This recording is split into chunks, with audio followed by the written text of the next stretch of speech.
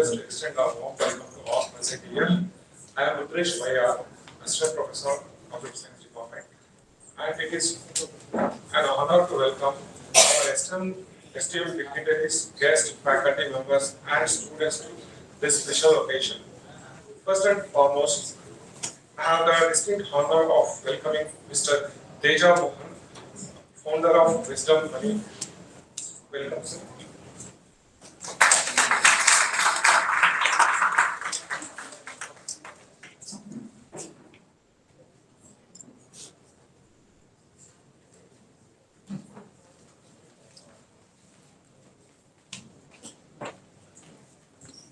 I welcome Shraddha ma'am for this event.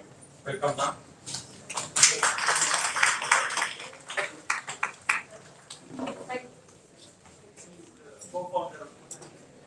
Co-founder of Wisdom Money. I also extend a heartfelt welcome to our respected principal, Dr. Soumya Irapage. Welcome. And I welcome our department heads, Mudulama, Gurumurthy Bhatt, and Sneha. A warm welcome to all the participants and students. Finally, I extend my sincere welcome to our esteemed faculty members and dedicated staff whose contributions and encouragement makes this event successful. Thank you all.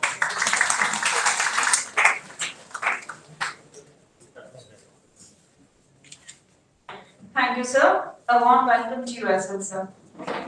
Every event is enriched by the presence of a visionary leader who inspires us with their knowledge and experience. It is a privilege today to have Mr. Teja Mohan, founder of Wisdom Money, as our esteemed chief guest. To introduce him formally, I now call upon Mrs. Sridevi N. Prabhu, Assistant Professor, Department of Commerce, to present his profile.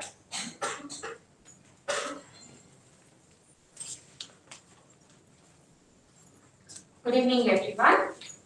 With immense pleasure, I now introduce the chief guest of today's valedictory session. Mr. Teja Mohan is the founder of Wisdom Money, wealth tech platform with 20 plus years of invaluable experience in banking and wealth management sector. He brings a wealth of knowledge and expertise to the table. His last corporate stint was with Kotak Mahindra Bank. He worked as Vice President and National Product Manager, Investments at Mumbai, Corporate Office, managing the Kotak Bank's entire retail mass affluent segment, AUM, that is Assets Under Management, of Indian rupees 15,000 crores as a product manager. The assets under management included mutual funds and alternate investments. Prior to this role, he has worked in the investment research team of Kotak Mahindra Bank in Mumbai as a part of the central product team and as a senior portfolio advisor. He also has vast experience having worked in ING Vaishya Bank, HSBC and ICICI Bank in the roles of area, head wealth management, senior financial planning manager and private banking manager. He was selected in the top 100 employees of Kotak Mahindra Bank in the year 2019-20 and the Young Leaders Council to be groomed for senior roles in the bank, but his passion to make people achieve financial freedom drove him to start this Wisdom Money. His journey towards becoming a trusted financial distributor began with a solid educational foundation. He has done his PGDBM from SDM IMD, Mysore, and has also completed CAIIB, that is Certified Associate of India Institute of Bankers. His academic background laid the groundwork for his successful career, enabling him to understand the complexities of financial management at a profound level. His 20 plus years in wealth management industry have provided him with an extensive network of resources, a deep understanding of financial markets, market dynamics, market cycles, and the insights needed to make sound financial decisions. We are happy to have you here for our valedictory function, sir. I request sir to take over the session.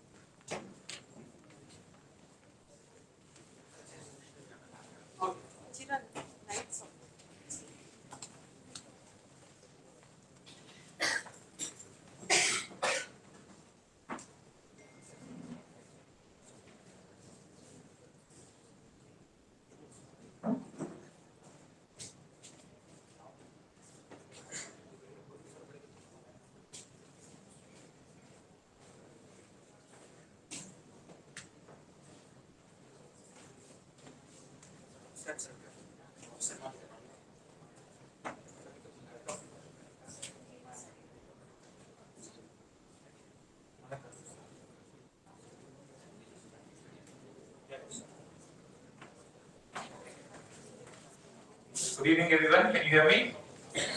Hi. So I'm sure since morning you would have had a lot of sessions, lectures. I saw the list of speakers. I'm sure you would have had immense learning and could have been a little boring also, long session, right? So I'll try to keep my discussion a little interesting. So let me start my presentation. Before I start, I would like to extend my heartfelt gratitude to Dr. Soumya and Professor Gurumurthy and the rest of the staff of Sri from Degree College for inviting me as a chief guest to this August gathering here. So now, while my PPT is being set up, let me just start talking about digital transformation. When Dr. Soumya had called me, she mentioned to me that the topic for the day for my session is going to be digital transformation, opportunities and challenges. Okay, so just trying to gather my thoughts. So how do I, probably explain this to the students in the most appropriate manner, where it will be interesting for them to learn. There should be a takeaway, right? Once when anybody is speaking, the audience should learn something from the other individual, and obviously vice versa also happens. There's always mutual learning. So let's keep this discussion a little open. Wherever you feel that you need some insights, you can always talk to me and ask questions. So whatever knowledge I have, whatever experience I have, I'll try to share with you all.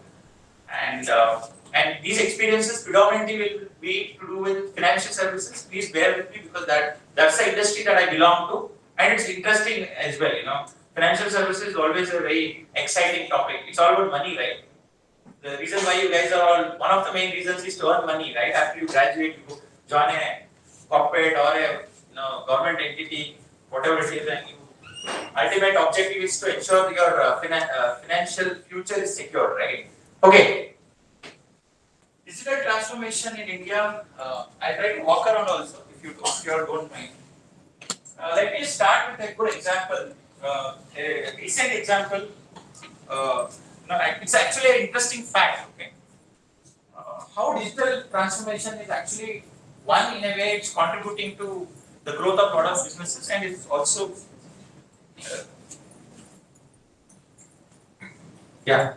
okay.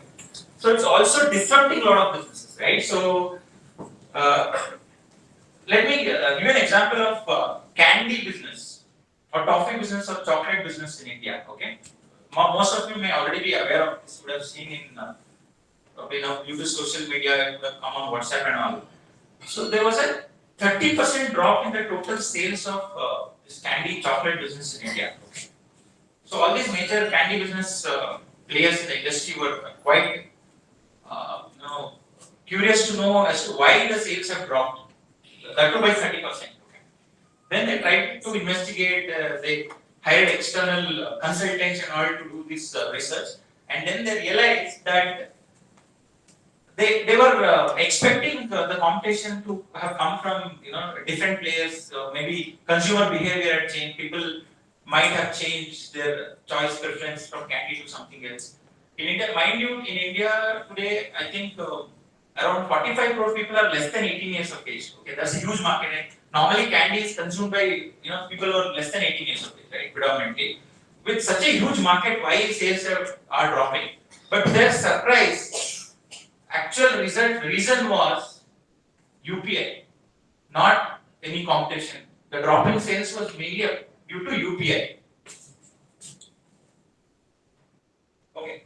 So what had happened is, suppose if before introduction of UPI in India, if somebody went to a kirana store and bought goods, products worth 98 rupees, and you gave 100 rupees, the kirana store person would have given back 2 candies instead of 2 rupees, right? So there are 12 million kirana stores, more than 12 million kirana stores, provision stores, okay, in India, which is around 1.2 crore plus provision stores. Imagine every provision store, if there are some 100 customers coming every day and they're buying 2 candies, the kind of sales that may happen. Now, because of UPI, when you make a purchase of 98 rupees, you exactly transfer 98 rupees. So that's the reason why candy sales drop.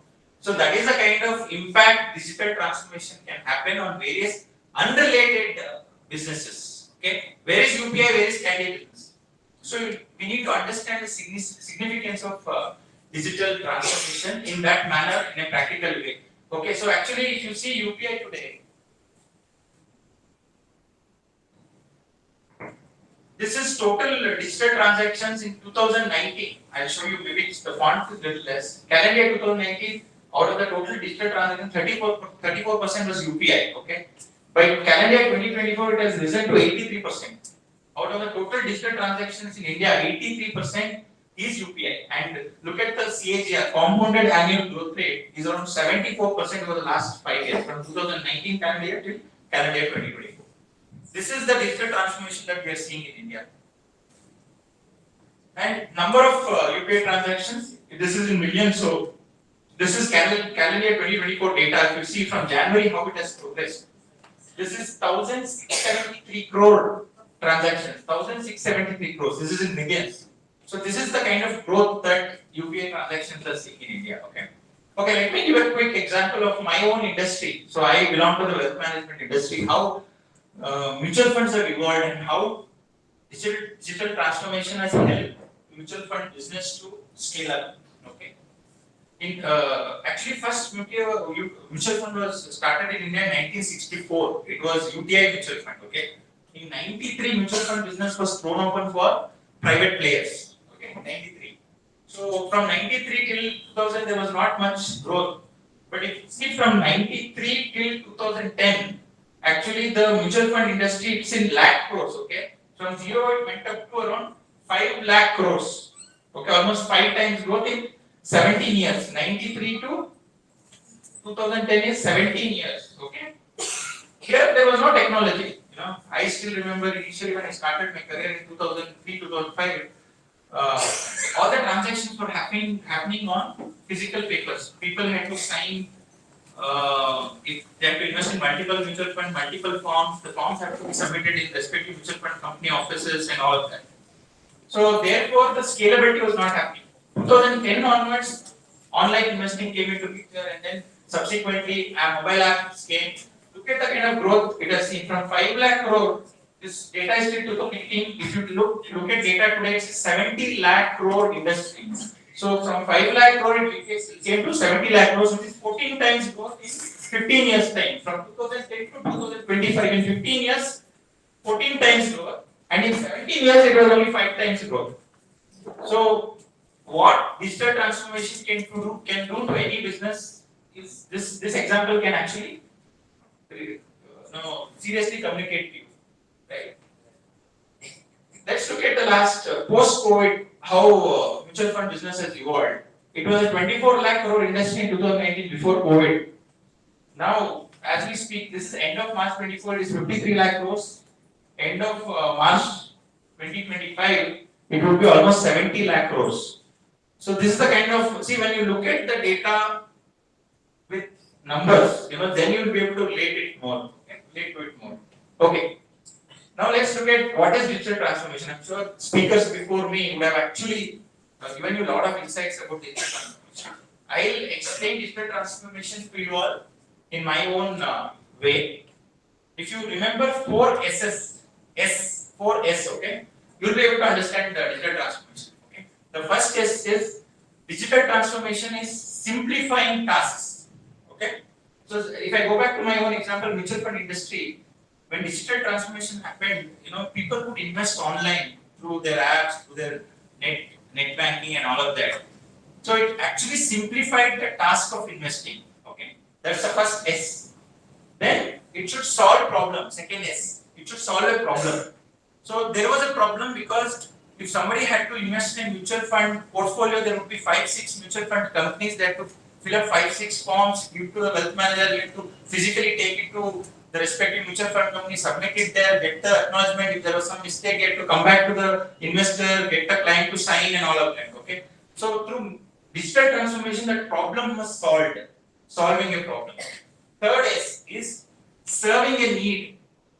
Everybody had a need to invest in mutual funds. Okay. But because of lack of digital technology, they were not able to do it. The physical, logistical challenges actually hindered investors from investing, right? So a problem was solved. It should solve a problem, right? And the fourth S is scalability. Digital transformation will bring in scalability to your business. I showed in the previous example, 0 to 5 lakh crore industry in 17 years became a 5 lakh crore to 70 lakh crore industry in 15 years time. Okay, imagine the kind of the magnitude of growth that digital transformation brought in. Right? So that's about digital transformation. Okay, the success stories of digital transformation. UPI. Again, I mentioned you about UPI. Today, friends, unified payment interface is India is the front runner in this. I handle a lot of NRI clients, okay, and also a few foreigners. So whenever they are in India, they are in awe of UPI because today, a lot of people who have already spoken to you already know. Any small vendor, street vendor, everybody has the QR code, right? And such things are not even there in Western countries. Believe me, friends, we are way ahead of them when it comes to digital infrastructure in the country. Yeah. So that's one major success story which is there in India when it comes to digital transformation. Then Jio's 4G network in 2016 is when Jio came into telecom business. That is when they revolutionized. Before Jio came in, data was very expensive. After Jio pitched into the industry and they started this, the per GB data price came down significantly and everybody could go digital, right? That was again a very huge success story. Now, there are only two major players in the industry, Bharti Airtel and Jio, right? Telecom players. Then Aadhaar. I'll give you more insights about Aadhaar. This is also very important. Aadhaar. Okay. See today, friends, in any businesses, a lot of you will eventually either join corporate or start your own business or get into some government profession. But ultimately, it's all about selling products or services to people, right? So historically, companies had only one medium of selling products, which is offline business. Okay, you have wholesalers, you have distributors, you have retailers. Through them you probably sell your products or services, right? But now there is an online marketplace also. How that was made possible, and the target addressable market TAM, what they call, is also huge, right? So how that was made possible? How online marketplace could come into prominence? It's mainly because of if somebody wants to buy anything online today, that person needs to have a bank account, right? That person needs to have a mobile phone and data. Then he can buy anything online. So how it was made possible? People in 2015, 10 years ago, there were only 11 crore bank accounts in India. This is like slightly old data. Today we have more than 50 crore bank accounts in India. Okay? Thanks to Jandan accounts. This is called as Jam Trinity. Okay? And in 2015 we had only 20 crore other holders in India. Now we have more than 130 crores. I'm sure it's touching 140 plus crores now. This is 2023 data. And friends, imagine the number of mobile subscribers was 28 crores only in 2015. Now we are talking about 14 crore mobile subscribers. So basically, when somebody has an Aadhaar card, he can, this KYC for him, right? Know your client. He can open a bank account and he already has a mobile phone, and Jio will give him data, at a very dirt cheap price. And there, the customer is ready for me to sell a product, right? As a marketeer. So this has actually brought in a lot of traction in the business. It's called as Jam Trinity, okay? Jandan, Aadhaar, and mobile. Okay, let's move on to very interesting. I don't know, have you guys heard about all this? Digital dinosaurs, digital immigrants. So, friends, ultimately, like I said, most of you will get into corporates. Sometime in the future, you will sell products to your people. So, you need to understand in this digital world, there are mainly three types of people or customers. Okay, ultimately, people are customers, no? Customers are people, right? Digital dinosaurs, digital immigrants, and digital natives. Okay, we need to understand this. Who are digital dinosaurs? Probably my parents, my grandparents, your parents or your grandparents, who were born before the digital era. They don't have much exposure to digital ideas, digital technology, and all of that. Okay, those people even today they go to a branch. How many of you go? I'm sure most of you have bank accounts here. How many of you go to banks regularly for transactions? Everything happens through net banking, mobile banking, right? But these are the people, digital dinosaurs, who even today go to a bank to get the passbook entry made, to speak to the staff there, because they are not comfortable using digital technology. Let's look at the other two categories: digital immigrants and digital natives. Okay, digital immigrant are people like, say, me, people like your professors, probably to some extent, maybe your parents. We are the ones who were born before the digital era, but we have exposure to digital era, digital technology. So he's an individual who was born before the existence of technology and adopted it to some extent later in life. Okay, I'll give an example. We are the ones who know to use digital technology, but still we rely on the older ways of doing things. Okay, suppose if I want to buy I'm a digital immigrant. Okay, if I want to buy any product, a high value product, I would first rather go and check it out in an offline store, whether it suits my requirement, what is the quality. Then I'll open my phone and check online what is the price. If the price is competitive online, I buy it online. Otherwise, I'll buy it offline. So that is what a digital immigrant does, right? Now let's look at digital native. You would have read through what digital native. From the day the person was born, is exposed to digital technology, and for him, doesn't matter going. He doesn't want to go. He or she doesn't want to go to the physical store and buy stuff online. They're very comfortable doing it because that is what they've been taught. That is what they've been exposed to. You guys mainly, right? You're very comfortable doing it. So, friends, this digital native person or set of people in the next 10 years will be the majority.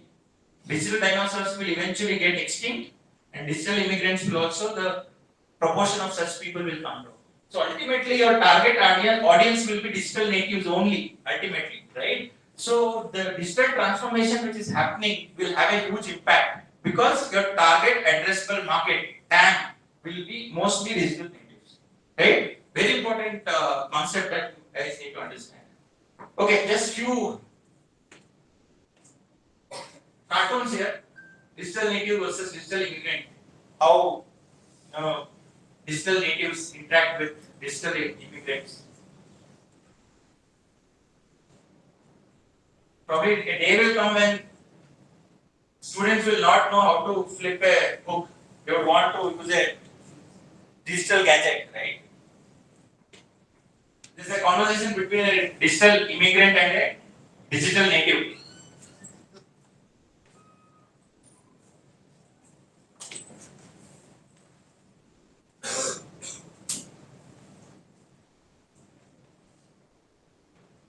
Okay. When we were in school, when we used to come back from summer vacation, rejoin the school, teacher used to give an essay as what you all did in summer vacation. Now, if you ask a student, you mean you haven't been following on me on Twitter or something? So this is the response that a digital native will give, right? So, hi sweetie, how was school today? You can read all about it on my blog, Dad. So there's no time. You read my blog. Okay, friends. When we are talking about digital transformation, you can't complete the discussion without mentioning about artificial intelligence, right? This famous ad campaign, आजकल क्या चल रहा है? Fog चल रहा है ना? नहीं, आजकल AI चल रहा है, right? You keep hearing about AI, right? AI, how AI is going to disrupt, how it is going to cause hardships, or how it's going to, probably enable us to do better things, right? So let's understand. This is a technical definition that I put up on the board. You guys can read that. I don't know. It's light. I think no. Anyhow, friends, at the end of the day, what is AI? Artificial intelligence. Basically, I think Dr. Sunil was explaining about the cognitive stuff. No, the human beings have the cognitive ability, and AI can actually replace their cognitive ability, right? That's what he was saying. But actually, I'll share a few interesting things here, which will certainly help you if you can, pay attention here. See, basically, AI is now there are certain rule-based tasks that are being done, right?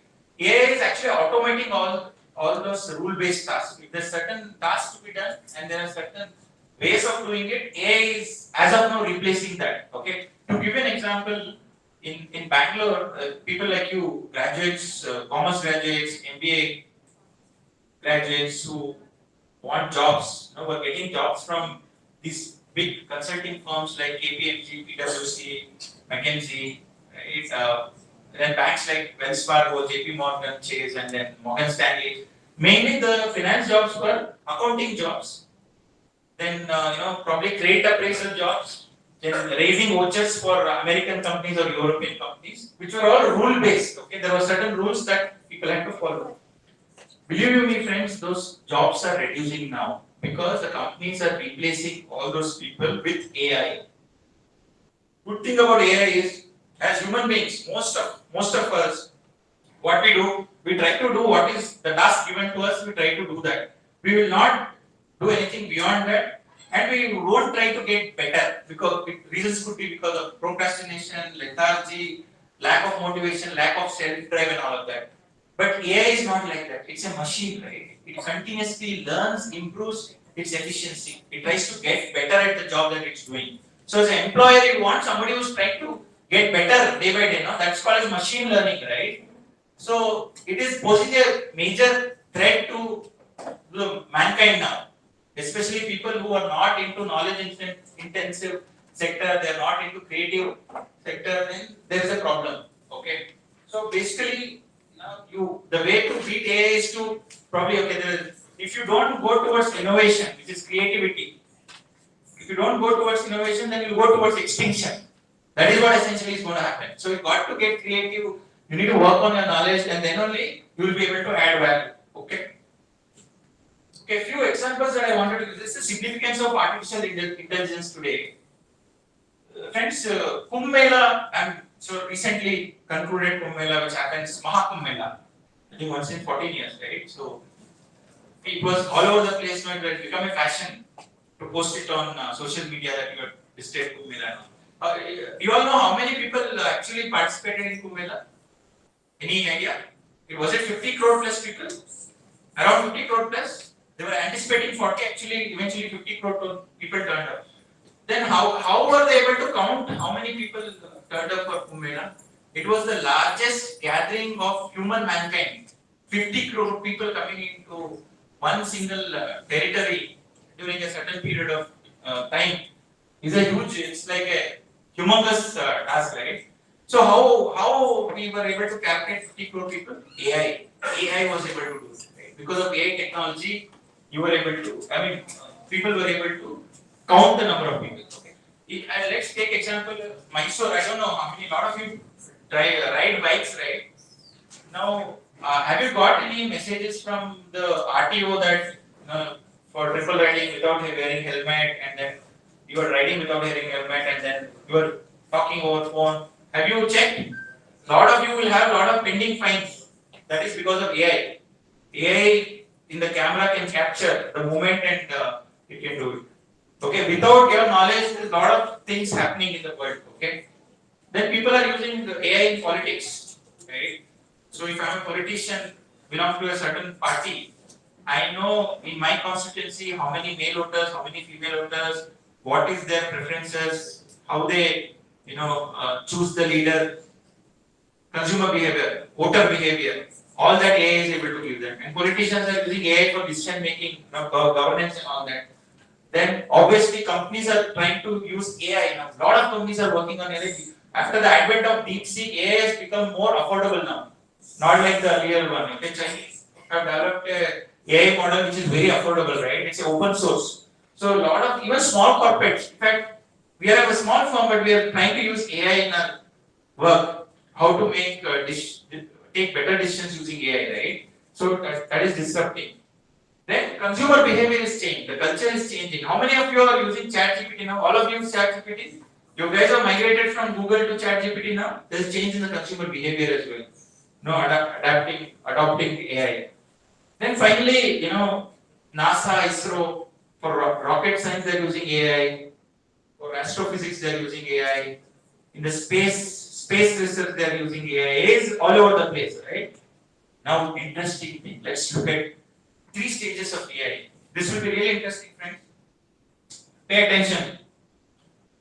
Okay, today the stage that we are in AI is basically weak AI. Okay, all of you might be thinking that we have a strong AI now and all of that. No. If you look back, AI was actually 1950 when the first calculator was developed. That was the first AI machine for you. The calculator which replaced human thinking in terms of this thing. Then it evolved. AI has been in existence for long. But AI needs fast computing. Computing speed is the power that is required and the computing speed which is required is enormous for AI. Because of advancement of technology, AI also came into prominence now because the speed of computing is possible now. Because when AI wants to get data from the backend, it needs that kind of computing speed. There will be millions of data points and you want one data point out of the million. So it will try to search, right? The computing speed has to be very high, right? Now it is possible, okay? So now, in spite of all that, still we are in ANI, that is artificial narrow intelligence, okay? What is this? Like I said, as of now, only rule-based tasks are being performed by AI. You tell the AI to do, for example, Kumbh Mela, you ask the AI to count the number of people. It is just counting. It's just rule-based tasks that it's doing, okay? But it is getting better at what it's doing, okay? That way it is better than human beings because human beings are not getting better. But AI is getting better, it's learning, machine learning is happening, okay? Now we are using, say, self-driven cars are there, medical diagnosis is doing, for financial advice they are using AI, okay? This is still the beginning, friends. The real challenge is by 2040, we are going to have a strong AI, not a weak AI. Just 15 years down the line, and it can happen much before, okay? But predicted is 2040. What will happen by 2040? It is not just performing certain tasks, okay? It is replacing human beings. Whatever task a human being can perform, all that will be done by AI, and the AI will get better doing that, right? And AI can actually complete graduation, post-graduation, PhD in a much shorter time period, and it can compete against a human being. AI will try to convince a human that it is a human, and this time will come, okay?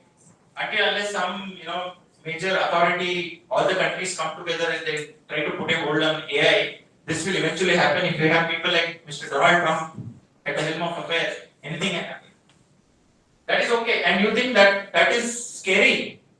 Look at when this happens, really jobs are at risk, okay? Because AI will replace one-time investment and it's getting cheap also AI. For human beings, we need to pay salaries every month, right? This is just a one-time small investment. AI will do better than human beings, right? Soon after 2040, okay, and shortly, very soon, then there is something called artificial super intelligence which will come into play. What is this? This is going to be much better than human beings, okay? much evolved, much better, and there will be a stage where AI can create another AI. Getting my point? Already I was reading some article, I think it was in China, two AI machines have started interacting with each other in their own code language, which humans don't understand. Humans have created AI. There are two AIs which have created their own code and interacting, communicating with each other. And human beings don't know what they are communicating with each other. That has already happened. So beyond 2040, you see humanity will be at risk. Because AI can generate one more AI, you never know what that AI can do, right? So things look very scary. But obviously, human beings are human beings, right? They will not let others take us over. But there is a probability if they don't wake up now and take this. This is a very important element that you guys need to understand. Okay. Okay, I'll not take much time to. I'm sure already these things would have been explained by a lot of speakers before me. I'll not delve into it too much. 9 pillars of digital India. Friends, was this explained to you all? 9 pillars of digital. So basically, this is the government of India initiative on digital India. Government of India is trying to improve the broadband connectivity in semi-urban and rural areas through this initiative. Public internet in rural areas, they are trying to give internet connections to villages through post offices. Okay. Then information to everyone. Government is trying to give information via digital mode to all the citizens of the country. Early harvest program is there now. Almost all the government employees use biometric now. Okay, so that's early harvest. Universal access to phones. Government is working on having mobile towers even in rural areas to give that mobile connectivity.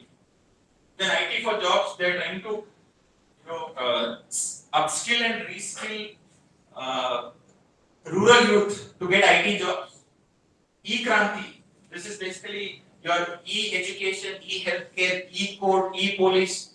All electronic initiatives have been taken by the government of India. E-governance is the digitization of land records, making the government processes better using technology, digital initiatives. Electronic manufacturing is, friends, to run any digital device, you need electronic components, right?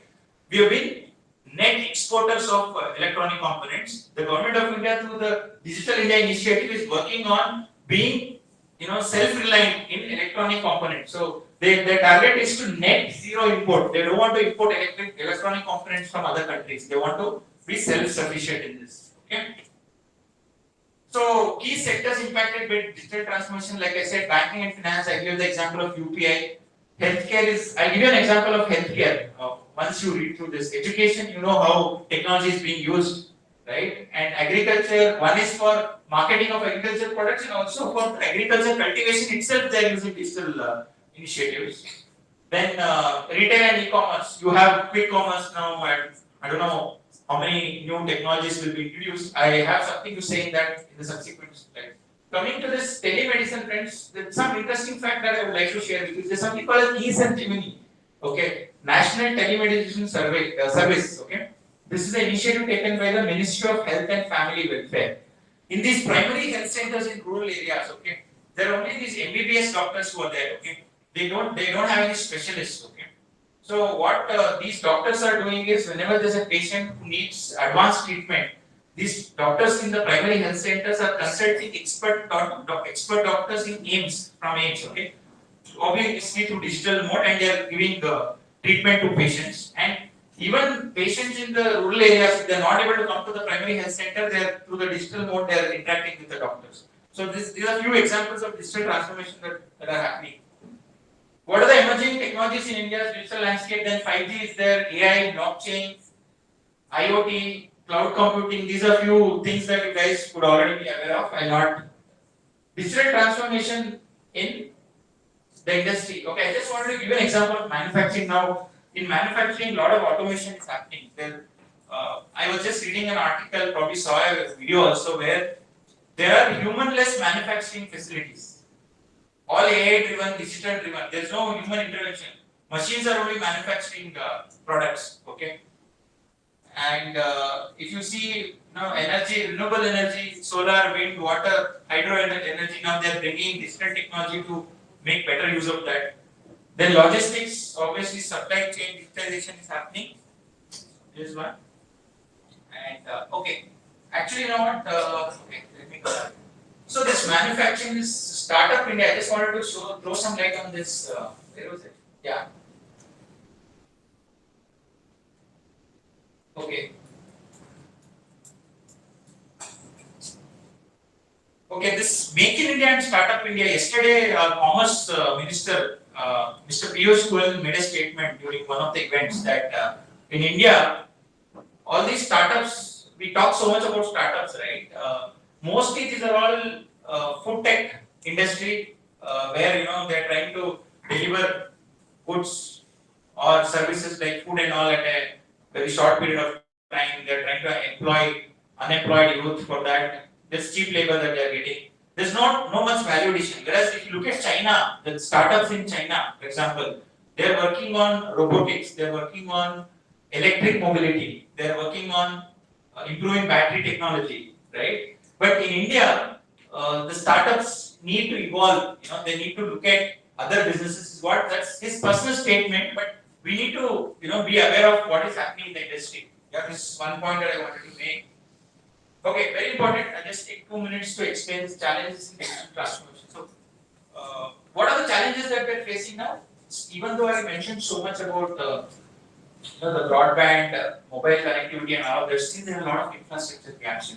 Connectivity in rural areas is still less. The broadband connectivity. That is why Elon Musk wants to bring in Starlink to India, where your broadband will come from, satellite, right? But that technology is very expensive. So I don't know how it's going to evolve in India, but that can actually be a game changer because rural areas will be fully connected if we can give broadband internet connectivity through satellite. Okay, that is one challenge. Cyber security, my dear friend. So obviously everybody is using technology for dealing with money. So a lot of frauds happening, right? So cyber security is a major growing threat. There is a huge need for data protection and all. Digital literacy. Okay, digital literacy is again very important because digital dinosaurs, digital immigrants need this. They are not. There is a gap in understanding technology, digital aspects. Then privacy issues. How many of you have used Ghibli? A lot of you, right? You're very excited to know how you look as a cartoon and all that, right? How you look. But there is a data privacy issue there, data protection, because your personal images can be used by them for AI testing, and if it gets into the wrong hands, there could be a fraud. All that can happen, right? So privacy issues is very sensitive matter. This is one of the challenges. Okay, I would like to end my presentation by probably telling you all that one way to secure yourself from digital transformation and AI disruption is basically by believing in Indian economy, and since I come from the wealth management industry, by investing. Okay, so I just give you this one interesting slide. I'll end with this slide. Okay, if you say typical household in India today, okay, husband and wife, 2 children. If you see how digital transformation can impact businesses, I just tell you. This is indirectly I'm trying to link digital transformation to this. Now, in it, there's been a survey that has been done which says that a typical household consumes at least 70 to 80 brands in terms of products that are manufactured by listed companies in India. Okay, if you look at a typical household, the man of the house or the woman of the house will own a car which is manufactured by Maruti, Mahindra and Mahindra, Tata Motors, or now Hyundai. The car tires are manufactured by KK Tires, Apollo Tires, MRF, and ACs are manufactured by Hitachi, Blue Star, Voltas. Guys, do you know in India what is the car penetration, 4-wheeler penetration? In India, only 4% of Indians drive cars. Okay, whereas China it is only 15%, and the US is 80%. 80% of the people in the US drive cars in the US. In China, 15%. Whereas in India, it's only 4%. Look at the scalability potential which is there, right? If I were to look at ACs, okay, in India only 8% of Indians use air conditioners, right? In China, about 60% use air conditioners in China. In the US, friends, 90% of the people use air conditioners in the US. So look at the opportunity from 8%, even if that number goes to 20%, the kind of sales which will happen in ACs and cars. So basically, by consuming all these products, you can see what are the products that are listed. Indirectly, you are contributing to the profit pool of these companies, right? These companies sell these products at a margin, right? They keep a margin, right? Then when you're consuming their products, why don't you become investors of these high quality companies so that you also can become a part of their profit pool? So that's essentially what investing is all about. But it's not simple. You need to consult an expert. Well, it's not a stock recommendation. That's a disclaimer. Not a sector or stock recommendation. This is just for knowledge sharing purpose. I'm sharing this with you all. Okay. So I was just telling Dr. Soumya when I was interacting with her. This is a knowledge intensive industry that we are into, wealth management. So knowledge is wealth here. So basically, our way of giving back to you all is. On a regular basis, we keep sharing certain information about markets, economy, then investment avenues with all our clients. If anybody is interested, we can always share those details with them also. So you can, this is again use of digital technology. You just need to scan my QR code. My number will be there on your phone. So you have to just send a hi to me on WhatsApp and just mention your name. Then I'll save it in my WhatsApp group and whatever information, research that I do, I'll share with you all. So at least through knowledge, you can build your wealth in the future and at least protect yourself from the digital transformation and AI disruption which may happen. Because you need to secure your future also, no? That artificial general intelligence stage, we still have 15 years to reach that stage. By that time, you can create a safe kitty for you by investing, right? So thank you. If you have any questions, you can ask.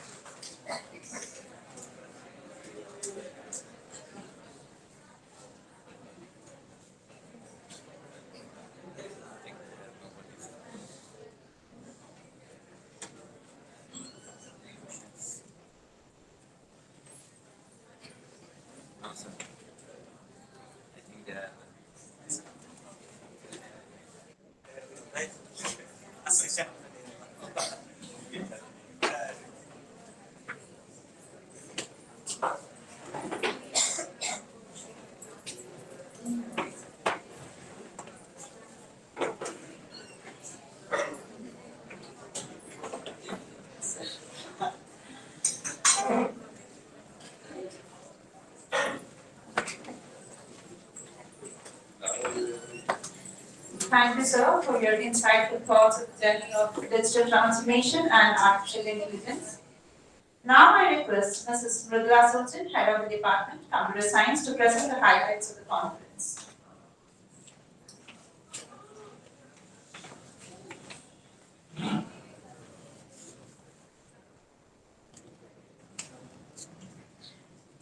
Respected dignitaries on the dais, delegates from various universities, and my dear colleagues, students, a beautiful afternoon to you all.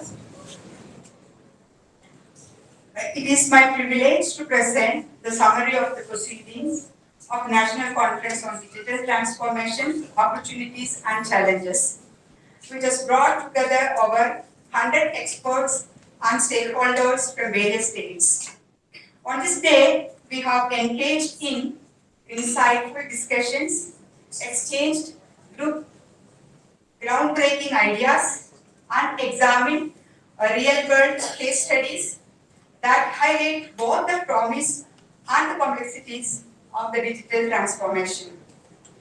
This conference has featured renowned keynote speakers, thought-provoking panel discussions, and interactive presentations, all aimed at shaping the future of digital transformation.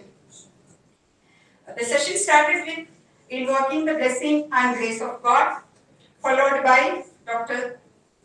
Soumya Irapake, Principal of the institution, welcome the gathering.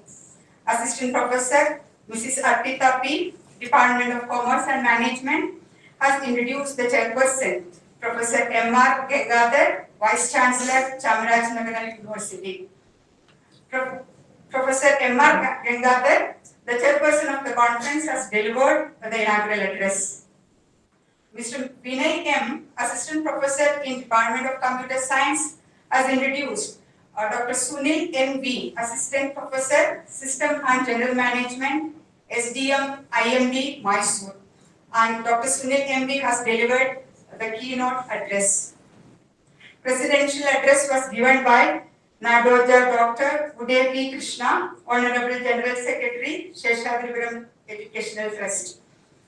Assistant Professor Mrs. Soumya M., Department of Commerce and Management, expressed her gratitude during the inaugural session. The technical session started at 11:45 p.m. to 1 o'clock, and the session were coordinated by our faculty members. We have received about 100 research papers from across India, which includes our faculty members and students, and 124 participants both in online and offline mode.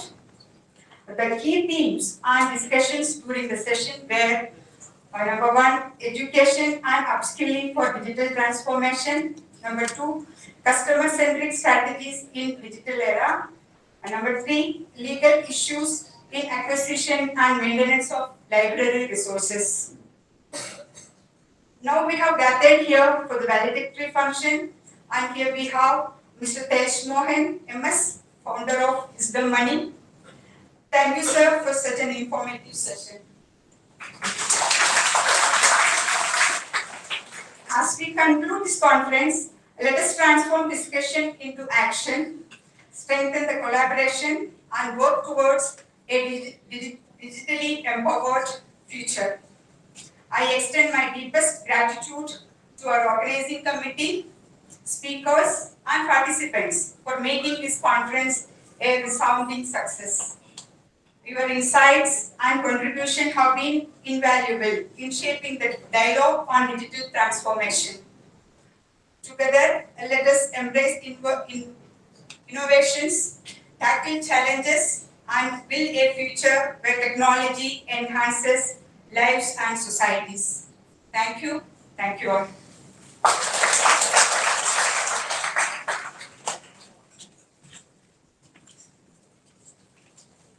Thank you, ma'am.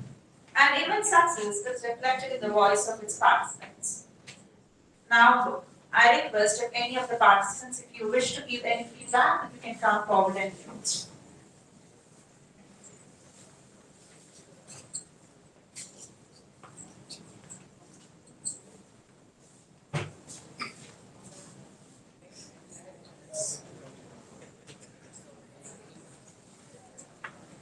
Thank you.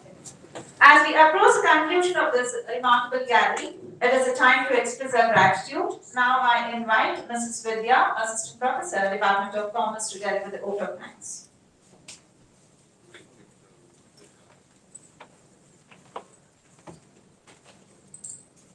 Good evening, everyone. I take this opportunity to render my heartfelt thanks to the dignitaries on the dais and off the dais gathered here. Firstly, I would like to thank our chief guest, Mr. Teja Mohan MS, founder, Wisdom Money, for gracing this event with his presence. Your inspiring words and valuable insights have truly enlightened us, and we are deeply grateful for your time and wisdom. Thank you, sir.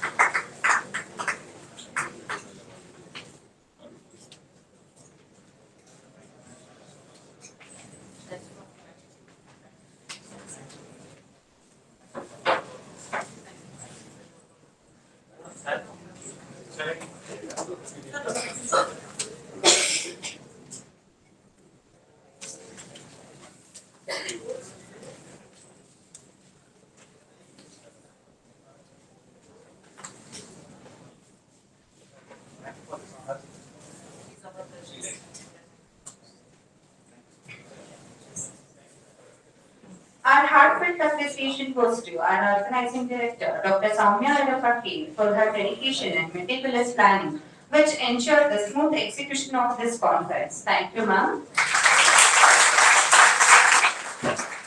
A big thanks to our organizing secretaries, Mr. Gurumurthy Bhattiyar, Mrs. Soumya M, Mrs. Mudra Sachin, Mr. Rudresh Bayar, and Mrs. Sandhya Achari for their efforts in ensuring the seamless execution of the event. Thank you, coordinators. Now, I would like to thank Shraddha ma'am, co-founder of Wisdom Money, for her presence. Thank you, ma'am. A special thanks to all our participants and scholars for actively engaging in the discussions and contributing for the success of this conference. Thank you all. Finally, I would also like to acknowledge and appreciate the efforts of all faculty members, volunteers, technical team, and non-teaching staffs who worked for the event. Thank you, one and all.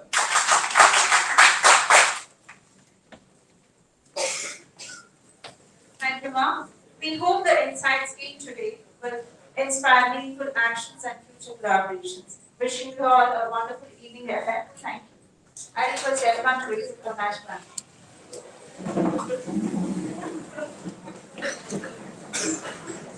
Group attention. National anthem and chorus begin.